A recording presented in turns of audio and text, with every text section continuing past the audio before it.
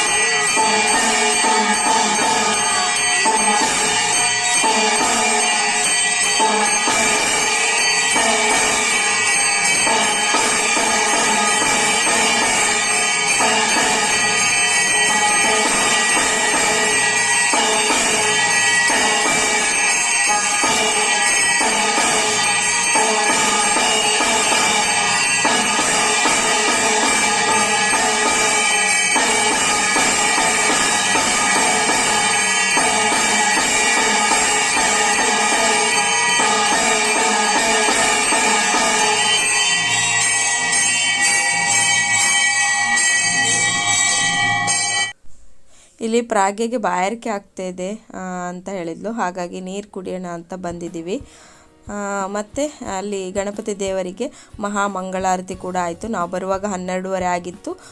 ಹಾಗಾಗಿ ಅಲ್ಲಿ ಪೂಜೆ ಎಲ್ಲ ಮುಗಿಸ್ಕೊಂಡು ನಾವು ಇವಾಗ ರಿಟರ್ನ್ ಮನೆಗೆ ಹೊರಟಿದ್ದೀವಿ. ನೋಡ್ತಾ ಇರ್ಬೋದು, ಇದೇ ನಮ್ಮ ಉರ್ವ ಸ್ಟೋರಿನಲ್ಲಿರುವ ಗಣಪತಿ ದೇವಸ್ಥಾನ.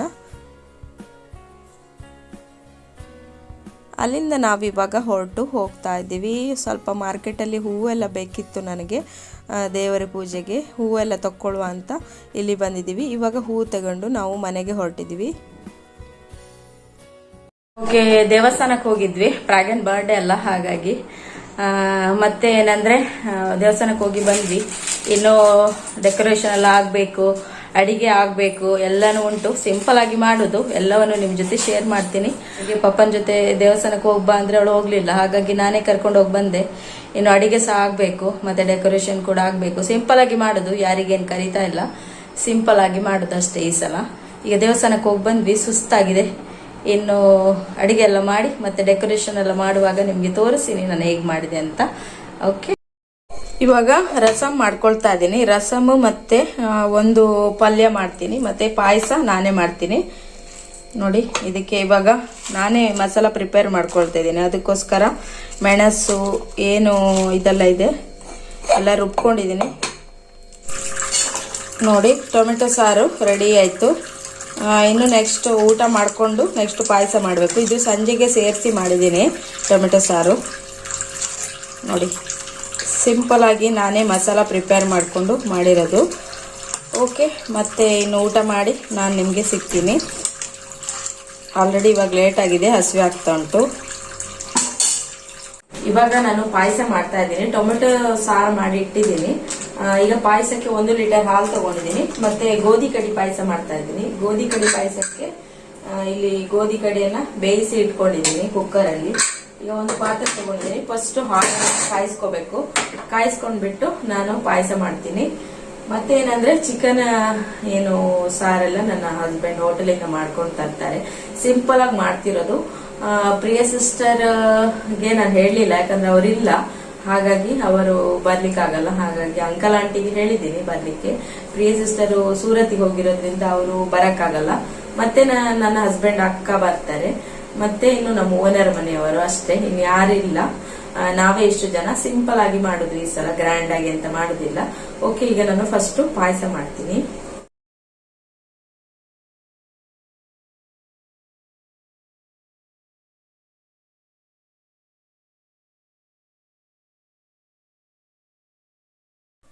ಫೈನಲ್ ಆಗಿ ಪಾಯಸ ಕೂಡ ರೆಡಿ ಆಯಿತು. ಇವಾಗ ಪಾಯಸ ಮಾಡಿ ಆಯ್ತು, ಗೋಧಿ ಕಡಿದು ಪಾಯಸ ಮಾಡಿದ್ದೀನಿ. ಈಗ ನಾನು ಡೆಕೋರೇಷನ್ ಮಾಡಬೇಕು. ಇವಾಗ ಹೋಗಿ ಬಲೂನ್ ಎಲ್ಲ ಹಾಕಿ ಸ್ವಲ್ಪ ಸಿಂಪಲ್ ಆಗಿ ಡೆಕೋರೇಷನ್ ಮಾಡ್ತೀನಿ. ಉಳ್ದಿ ಚಿಕನ್ ಸಾರೆಲ್ಲ ನನ್ನ ಹಸ್ಬೆಂಡ್ ಹೋಟೆಲ್ ಇಂದ ಮಾಡ್ಕೊ ಬರ್ತಾರೆ.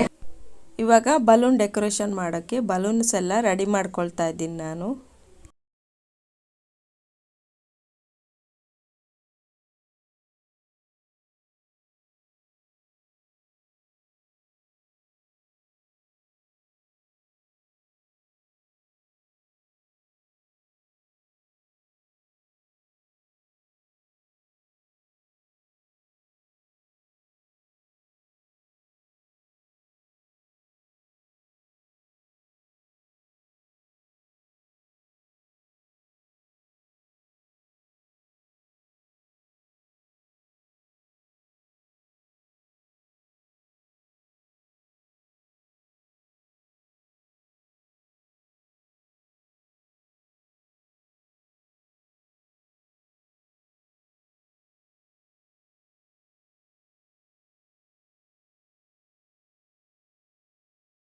ಸಿಂಪಲ್ ಆಗಿ ಡೆಕೋರೇಷನ್ ಮಾಡಿದ್ದೀನಿ ನಾನು.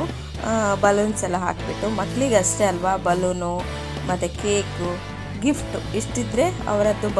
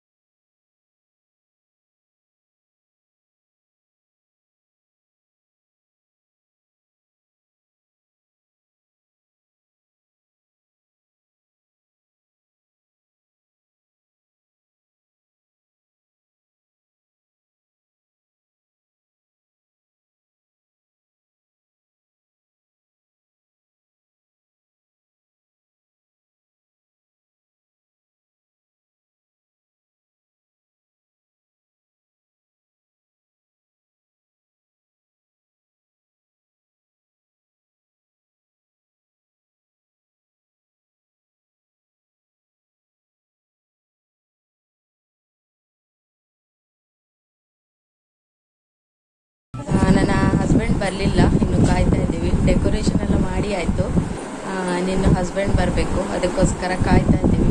ನಾನೇನು ರೆಡಿಯಾಗಿಲ್ಲ, ಸಿಂಪಲಾಗಿ ರೆಡಿಯಾಗಿದ್ದೀನಿ ಅಷ್ಟೇ. ಫ್ರಾಗಿಂಗೆ ರೆಡಿ ಮಾಡಿದ್ದೀವಿ. ಇನ್ನು ಅವ್ರು ಬಂದ ಮೇಲೆ ಕೇಕ್ ಕಟಿಂಗ್ ಮಾಡಬೇಕು. ಇನ್ನು ಅವರು ಊಟ ಎಲ್ಲ ಅಲ್ಲಿಂದಲೇ ತೊಗೊಂಡು ಬರಬೇಕು. ಹಾಗಾಗಿ ಸ್ವಲ್ಪ ಲೇಟ್ ಆಯಿತು. ಆಲ್ಮೋಸ್ಟ್ ಇವಾಗ 7:45 ಆಯಿತು. ಇವಾಗ ನಾವೆಲ್ಲ ರೆಡಿಯಾಗಿ ಕೂತಿದ್ದೀವಿ. ಯಾರೂ ಬರಲಿಲ್ಲ, ನನ್ನ ಹಸ್ಬೆಂಡ್ ಅಕ್ಕ ಬಂದಿದ್ರು ಅಷ್ಟೇ, ಮತ್ತು ಯಾರೂ ಬರಲಿಲ್ಲ. ಯಾರ್ಯಾರು ಪ್ರಾಗ್ಯಗೆ ವಿಶ್ ಮಾಡಿದ್ದೀರಾ ಎಲ್ಲರಿಗೂ ತುಂಬ ಥ್ಯಾಂಕ್ ಯು. ನೀವು ತುಂಬ ಒಂದು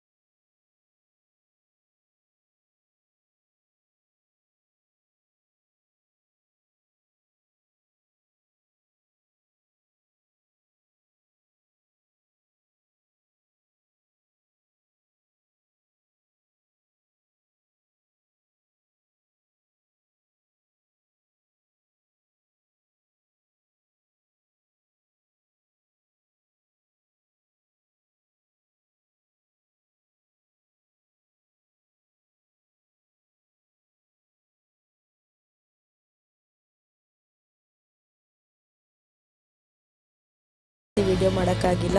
ಈ ವಿಡಿಯೋನ ಇಲ್ಲಿಗೆ ಎಂಡ್ ಮಾಡ್ತೀನಿ. ನೆಕ್ಸ್ಟ್ ಒಂದು ಒಳ್ಳೆ ವಿಡಿಯೋದಲ್ಲಿ ನಿಮಗೆ ಸಿಗ್ತೀನಿ. ಅಲ್ಲಿವರೆಗೂ ಟೇಕ್ ಕೇರ್, ಬಾಯ್ ಬಾಯ್.